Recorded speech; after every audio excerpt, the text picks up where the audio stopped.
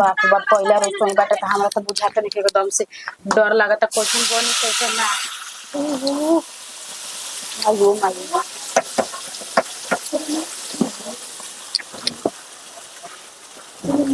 हमरा तो बुझाते नहीं कि कभी वहां कहता नहीं नु कि जाए द भौजी या चाहे माई कोई जाबे नु करी या इतना हम बना के रख देनी ठीक से बनैले बानी नु डरो तो लागत ताटे एकदम से गोड़ हाथ कापता का पहली कन्या बार बनैले बानी हम। कन्या हां दीदी जी कनी फोरनो देलु हु आ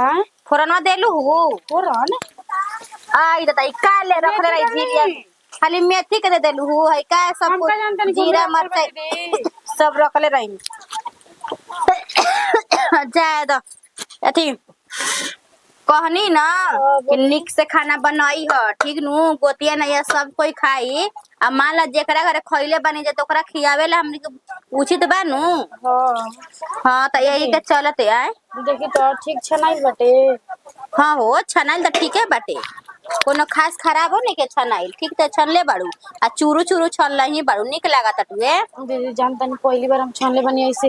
बुझाता नहीं कि गोड़ हाथ कापत ताटे डरो लागत ताटे कैसन छनाई देखो कन्या जब नैहर में बनैले कइले बाड़ू त डेराए के कौची बाटे हो हैं आदमी हइए बा न कम बेसी मैनेज आदमी करिहन नहीं अब जानबे करलू पहिलका रात रहे रात कहे तनी पहिलका जब आदमी भोजन बनावेला न रसोई तनी मनी डेराइते बनैबे करेला न ते काची रहे तेल रहे कि कोची पर चढ़ गई बने बढ़िया से चटकार एकदम बनाई ह नमक रखले बड़ू अपने भीड़ा त नमक डाल दिया बढ़िया से ई नाक देख ऐसा नमक डाली है ना मधुन डाली है ना तेज डाली है दम बराबर डाली है कि कोई के अगर कम बेसी होखी त आदमी अपन मैनेज कर ली हंस ठीक नु ठीक बा दीदी। हाँ त कहनी ही ना कि अगर तो प्यासो भूख लगी ना त दही उही पी ली है अभी ठीक नु ना तो पहले हमनी के ना घर के रीति रिवाज बाकी पहला नंबर बड़ जेठ जितना के खियावे पियावे के बाद सब कोई खा लेवेला पी लेवेला ओकरा बादे हमनी के घर में के मेहरानू खा पिएली सब। हाँ जाए तो यही के चलते कहता नहीं कि शरबत उरबत पी ली है। हाँ दीदी हम बना दे हम चिंता मत लिया चाहे नु हम खाना ना बिना खाइम रोज सब जब कम हाँ तो भूख नहीं खेनू लागल हाँ तो ठीक है बाटे हाँ तो ठीक है बाटे बढ़िया से देखा कर बढ़िया से आँच लगाव बराबर आँच लगाइबू ना तो खाना बड़ी जल्दी तैयार होखेला। ए मम्मी का रे देख ना दुआरिया पे से भगाव ना मारा के काऊ काऊ कइले वैसे दुआरिया पर सब कोई के लागेला कि जिगर हमरे घरवा यानी के थिए हटू दादा जरा कि ए जे पंचायत होखता ए जा के रोजीना हमेशा ए बचिया एगो बुढ़ऊ बेटी का लगा देले बड़न ओने से भर टोला के लड़ाई करे खातिर मेहरानू खेलवाड़ी जो हमरा दुआरी पे हस ए मम्मी बुढ़िया बोलिया ना से चाची बार पहली बार बनाओ तई नु ते बार से 3 गो लड़किन के बोलाई बनी अपन दोस्त के त ठीक है बटे बोलैले बात ऐसन कि हमनियो के देम जामु देखाई फूल उल मरवा लेले बड़ी सन जाए दीदी। हां त ठीक है नु बटे हमू रखले बनी मान लो ए बचिया इहो दे इहो ना जाके देवेले त उतिहा से नहीं काहे ना अरे बाप हो बाप हम जितना ना रिश्ता चलाई नहीं दादी अम्मा बिया हमू हाँ रखले बनी तोरा से अगर पैसा मांगले रही नु 300 मरवा के रखले बनी ओकन के सन त 3 आदमी एके साथ देम जे 4 देख ले न कन्या बाप सुन कन्या पहले नंबर न खाना खिया सब कोई न के ना तो दू गो पीस दी ह ठीक बा फिर ओरावन दे दी ह ई ना कि एके हाली 4 गो 5 गो पीस ला दे दी ह इतना त तारा खाली नेव करे खातिर देले बन जा मिस्त्री बनावत ना सब आज कहां गइली का जानी कने गइल बनी हम का जानतानी ओ जे एथी मांगत रहल मरीच सूखल तो मरचा बना तो देख अलमरिया बानू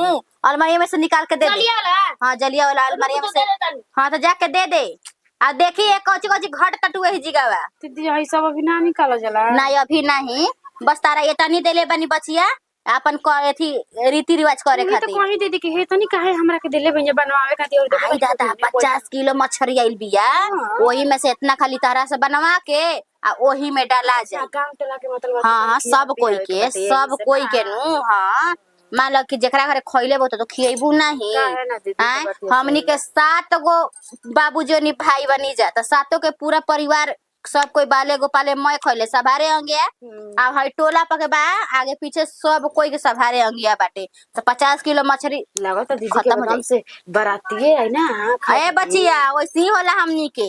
समझ ला कि जैसे ही तिलक चढ़ल न सब दिन ये जीवे खइहन से हमनिए घरे। बाप हो बाप, कितना लोग आई खाए एकदम से। और वो हमारा हाथी से हमारा खियावे के बाटे। आ शुरू बार हम बनावा तनी खाना, दीदी जी कहतनी कने तू बहुत निमन बनावा तारू, चल जल्दी बना दे। हाँ तू तो छोड़ के चल गुलू ना, कहत रही है भौजी रह जा हो पतोहिया के हाथे खा लो तो भागल गइलू। हाँ भैया तारा के छोड़ते नहीं खन, भैया के दोस्त ई कहता भैया बिनु तारा निक ना लागत रहे। हाँ आज हाड़ी छोले भाई मछली बनावत है, भोज दियाइल बटोला में। माई का रे बुचियो का करतै से? अरे तोर मामी फोन कइले, मामी ले बतिया उनका ले का बतियावतै रे? मार बुढ़री लेखा भगली ह। आजाद देख ला भगिनिया का कहती है। ननदी के सीधावा पहले रहलू तो नानू से बोले ले ननदी, भगिनिया तारा के सोझ करी। उड़री मौकी लेखा भगलू ह। ज्यादा मत या कबो अब बक मारम बस ठीक हो बिल्कुल ना कह। काहे ने कम रे ठीक है तो भौजी। जाई रही। आ जा अबू तो सामने आ जा, का हो जाई आ जा। हाँ देख कहतई देखतनी तू भागल पन आइल गोलू, बुझाते ना रहे बाल बच्चा तार रोत रहे, दूध चुराई रहे वही से गोइलू। चल चुप रह। चल ठीक बा रख थर कट गुल देख लेता। हां कट गइल। ए माई आ कहनी हनु कि मोय मछरिया भोज तारा ताई तनी मुनी और दो चार पीस खाली बाचा रहल। हाँ तो जाके बढ़िया ले तन करवा दे धरवा दे उ ना नोचन बिया इतना कर कहां बे बड़ा की बड़की भोजी होई जे बैठा रहली है चूल्हा चूहनी है आ कोनी नु तो आई हसन देखे खातिर नु तो बढ़िया ले सजाव जाती है तनी। ए माई कुछु का वो अपने ब्यूटिशियन सिखले भाई पार्लर वाली होई रे, उनका का सजावे के बारे। अरे कतनो सीखले बे ठीक बस ससुरा में नु देख कतनो आदमी तेज रहलन, ससुरा में जाला नु तो तेजई निकल जाला। हम के काय कोई होखे जनलिस हम तई रही त हमर त बुझात रहे हाथ कोनो चीज करी त हाथ गोड़ कापला सब हाला उठा देले जे त रोगी आइन बिया हां का पता हाथ गोड़ आ ये डरे नु कापेला रे। और डरे कापत रहे त यही कुल के चलते उहे कनी तो वही तनी करवा देबे बढ़िया ले। मैं छापे पे ना देखले अभी रे दे। अरे का हवाइल बे देखावल जाई न ऐसे हवाइल बानी नु कि हमरे घरे क तन जाए कते झपिया देखैती सड़िया निक रहत वे ब्लाउज सिया के पहन के नु जैती रे। अच्छा तो चल दिखा दे ए बेरा इति ऐसा त ना नु कि झापी ले आइले नहीं खी कानी ओने के रीति रिवाज नहीं खे लिया लेके उ छोटके छोटकोने के ओसा नहीं मिलेला, बड़का हाथ का ना मिलेला ना हते ते कसार मिलेला, हिती कसार लियल बिया उहे न। हां हम कन्या हो समझ हमरो ससुर हिती बनेला कसारावा जान जो कसार बड़ ना बनेला कहनी ओने ना ढोड़ी कहाला कसार के ढोड़ी। हां ढोड़ी आई हो मैं का जाने कौन देश में बिया होता, कौन देश के आदमी सिखले बा। ठेकुआ के ना ठोकावा बोका कह दे ई कौन कुलर है बा ज्यादा सही रे मैं झूठ नहीं की बोलत रे सही कहतनी ठोकावा पुआ के कौन चीज कह जाला? पुआ के पुए कहाला मालपुआ त मालपुआ तो दोसर हो गई। अच्छा हां तन में ढेर रस्सा रहेला ना रस्सा रहेला ना हम तो जानी का जाने गुलगुल्ला कहत कुछ करे भौजी तनी कल तेल तासन करे के जान जे बिया में दम थाक गोइल बानी डोल के जान ली स सुन है ने हमर बतिया त आज के बाद अब छू लेली त सब कुल करबे नु करिहन धरबे नु करिहन। उतना मन अनसाइल बटे कि का कहे खातिर जान जो बुझाता कि कतना हम अपन हौ सड़िया ना लेबे कहत रहिस त कौन सड़िया रे? आ जनु इथिए में किनवैलिस त मैं किन के ध दे हम विदाई में हमरा को हे दे दे का में गोरे ने दल ओकर के दौड़ा पे के डलावा पे के किने खातिर एगो सड़िया ना पसंद कइलु दुकानिया पे। अच्छा किनरिया नीट बा काहे ना लेम रे 10 गो साड़ी ना लेके जाइम त का कोई कहि रे तो जाइले ओकरे ब्लाउज सिवा ले वो तो साड़ी तोरे में निके लगी ओकरे ब्लाउज सिवा लेतिस त पेन के ना चल जेतिस। अभी कैसन दी कैसन आगो ही लब करम त कैसन कारे खखुआइल बेसन का हैं उ बात ना है माई खखुआइल के बात नहीं के माने आज दा चाहे काल रख देबे ना करिहन ए माई कुछु करे लेकिन घर भर देलन जा घर भर देलन जा हम त कहीं कि तिलका में आई रे सामान त हम त कहीं ना मिली सोचला हम तो तिलका पे दे देब तब अरे फिर जाए के बेरिया का दे ऐसे विदाई के बेरिया अपन लड़की के साथे जाए त सब हमर लड़की के होई। ठीक कहता रे आजकल तेज नु आदमी होतड़न हो सब एके नियन बा। पहले ले ढेर आदमी कतना आदमी सोचे त तिलका में जाई तो ओकर घर भरी त लोग देखी आ कतना सब बेटी के संगे जाई त बेटी के संगे जाई त हमर कुल बेटी के हो जाई। ई बतिया जो देख त चुहनिया का होता देख ले आयन जा चाची ओची कुल जानी तैयार बढ़िया ले करवा दिए ले जो मोबाइल लिया ना तेज रह जाई फूट फाट जाई हन ते ओकर चिंता मत कर। और मैं जानत रही काहे ना फोन कइनी। हां ना समूह के नु अभी नु काहे कि चूल्हा वाला वहां के छुए नहीं हजार हमरा से खाना पीना बनैनी ह तो अभी सब कुछ मतलब खियावे के बाटे यही से देर हो गेल ना कर पैनी तोरा के सुबह के फोन। हाँ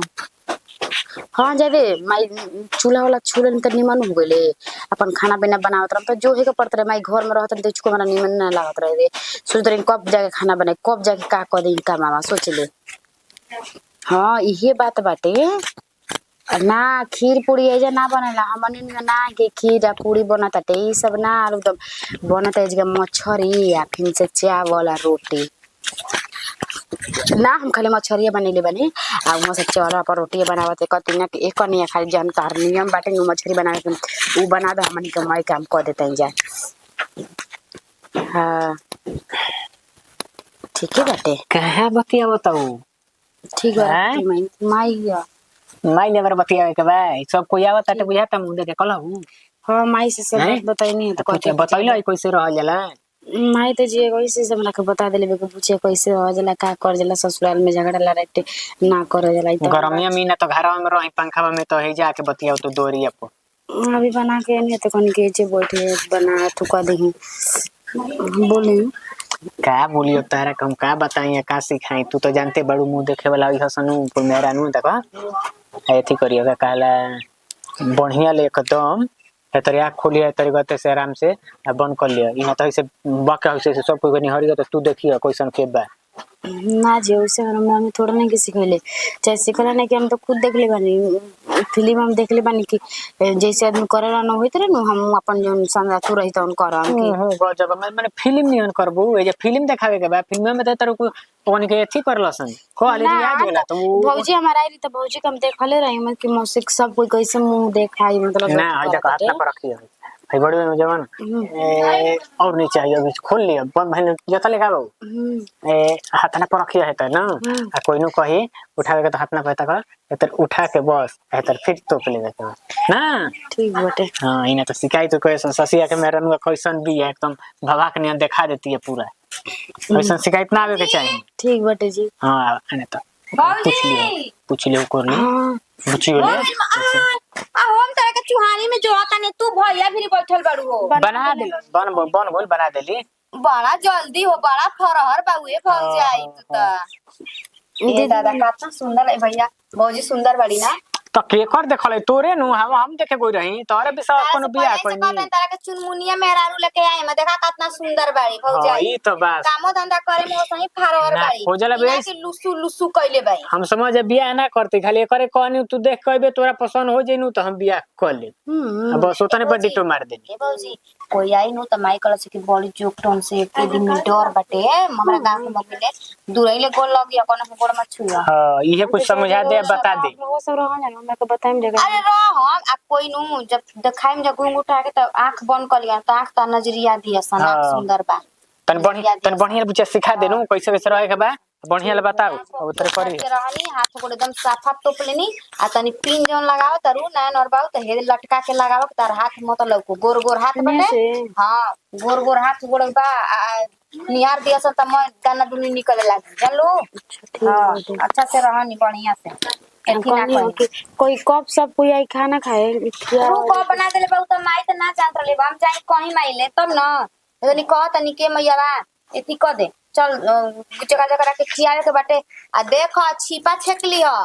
पहले ही छिपा छेक कैसे माने कि जब खाना दिया नु कोई खाए जाए नु बस छेक लिया तरे मत खाए दिया पहले नेग मांग लिया तब बिल्कुल में ला जाई शर्माई ना जाला ई हट हटे नेग मांगल चलो हां अच्छा जदे हम जैसे वो कहत नहीं से हम कले हां वो सही करिया छिपा छेक लिया पहले ही आ जब अथी करियन जा तब अथी करिया तब एथी कर कम न आ ये हम कहे छे कम हम छे कम राउ नो छेकी हां छेकिया तारा खातिर दैले बनी एगो चीज छेकिया अच्छा अभी नहीं बता सकता कोई गरी तारा खातिर जा कर में जा करना ठीक बटे जाता नहीं ये दादा कबे से फोन में करत रहली अभी उठैते नहीं खी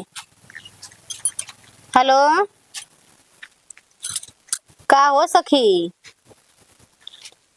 अभी फोन करत ताड़ू खेलवाड़ी बोलैले रहनी बियाह में त ना आइलू हां काहे हमरा से ना कहता हरो काम में आई हैं औसन बात नहीं है काहे नहीं ई तू बताओ कि कतना सबक श्रद्धा से कनी एगो हमार देवर रहन लास्ट रहन हैं कनी के नाही बढ़िया से बियाह शादी हो जाता ठीक बाटे। देख केहू के बिना केहू के बियाह ना रुकेला लेकिन कितना खराब लागत रहे सब कोई आई धर्मशीलो आई रहली है। हाँ ना बबीता के ना दिले रहना जा। ना ताजू कनेवा के थी हटे चुल छुआई है। हाँ के काल बतियाओ तो हो सखी है जी ठीक बाटे। बतियाओ तो बोलाइलू बियाह में तो अइबे ना कइली नहीं उनका टाइमे ना रहे तो का सखी नहीं भइले बड़ फोन के सखी अड़ी काली सुन ले लू ना चल ठीक बाटे मैंने ठीक बात करत नहीं में दुखाए के का बात बा जैसे कहली अरे ना तो उहे हम कहनी ही तो कहते कि ओती समय न चचे ससुर मर गई रहना। हाँ ते के चलते बेचारी ना आईली ही। चलो कोनो बात नहीं के बोल देनी ना जमा नहीं तो कनी नु तिया कह देलू जा हाँ सब कुछ सलाह दुलर कटवा देलनी ही कहनी ने कनेमा से कि एक कनेमा एगो काम कर अलग दे देले रहनी बनाए खातिर तनका ओमले उतना मिस्त्री लगल ही बना सकता यही के चलत है उ जब कम से कम उ बनली के त घरा के त दुनिया खाइ न बुढ़ऊ खाय न हमनी के खाइ जे ना हैं के कर मार फोन आवता जी का रे दीदिया गोड़ लागतनी। हेलो सब ठीक बा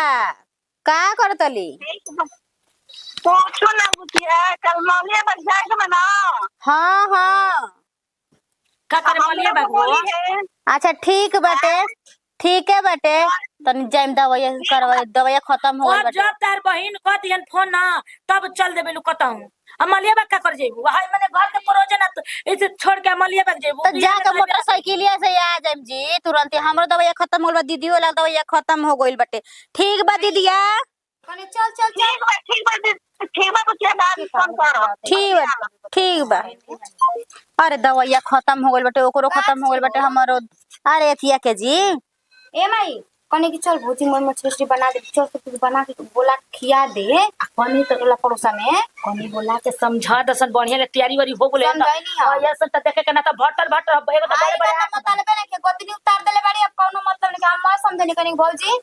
जानता हूँ जोक तो उनसे डर बाटे सब कोई के तुरे ले गोल लग सब कोई के छिपा छेकली है हां सब कुछ कहनी अजी आज जाके बड़की अम्मा से जाके कह दही हुआ के त कहनी त कथी काहे अभी से तू कमाल का चलावे लगलू तार सास हइए बे त हम तहर सास के आवे के जरूरत रहे के तहरा के आवे के जरूरत रहे तो या और फटना बोले ने आहो त ई काहे न कलू त हम हमर ससुई बाटल बन जाए अलगा बिल के का बन जाए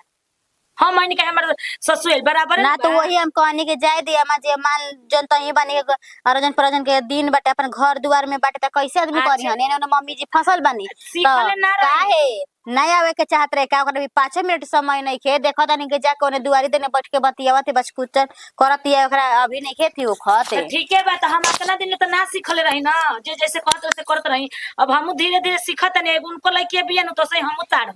तब बुझा जाए हम वो जब आयन हुए आयन तबे जाए हम ई कोनो बात होकला